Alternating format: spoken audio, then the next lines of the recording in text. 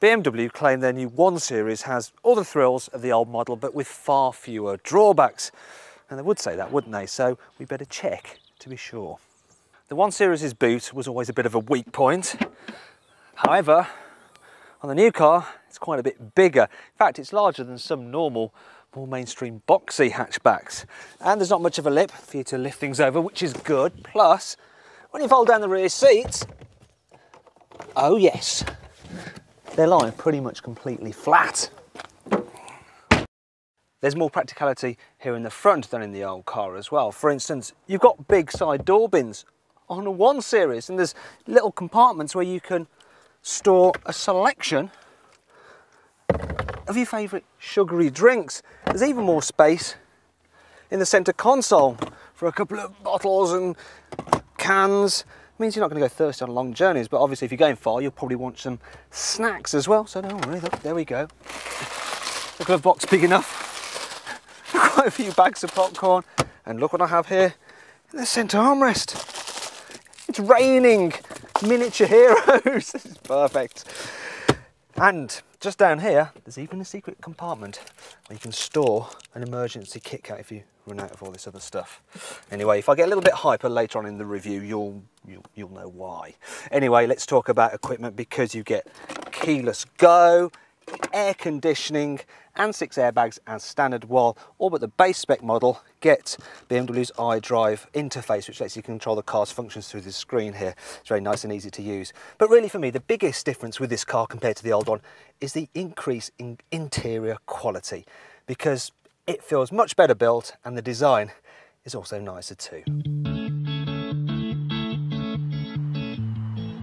The new 1 Series has a great set of engines, including the new entry-level 1.6 litre turbo petrol in this car. It's a cracking little unit actually. It revs very freely, makes a nice raspy noise as well, and can do 0 to 60 in just 8.5 seconds. Yet thanks to various fuel-saving technologies, including stop-start, you can still return almost 50 miles per gallon.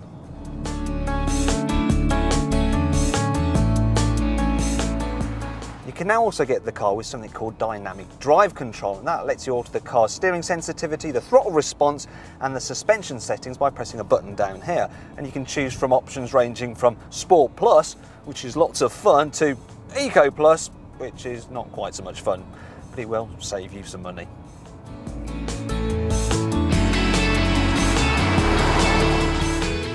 However, as like before, the BMW 1 Series' key selling point is the fact that it's the only car of this size that is rear-wheel drive, and this, plus the low-slung driving position and the very responsive steering, means that it effectively feels like a sports car.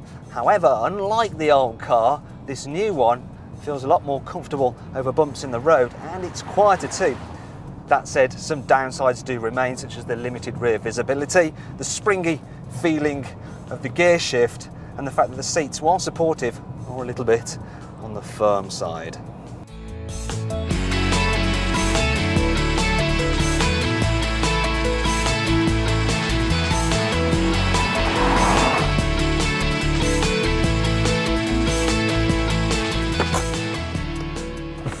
The biggest problem with the new 1 Series though is that there's still not that much room in the back.